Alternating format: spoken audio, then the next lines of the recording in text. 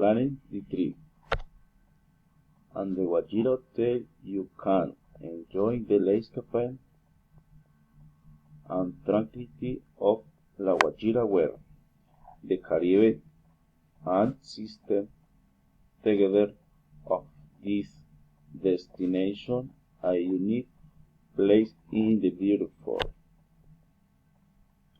There you can enjoy 4 days in the 3 nights of the entire Wagyu cultures and the paid tours throughout and the territory,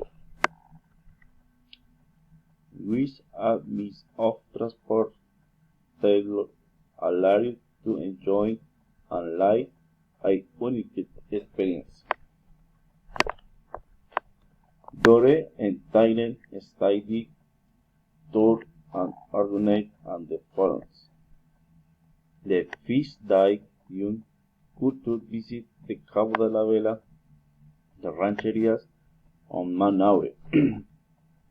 The second day you can participate in the campfire accompanied by music. 3 days on sunrise in the shore of the sea. 4 days Valledupar with Vallenated Party. In addition to everything, it has different places to stay depending on the experience you want to like. I have white gastronomy, a type of breeding within which months represent. This is the goat and the Indri Chirinchi Wayu. This you can find included in the plan of $450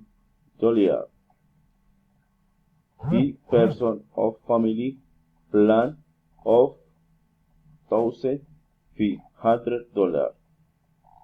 Do not miss the opportunity to know and enjoy the wonders that Guajira has for you. Thank you.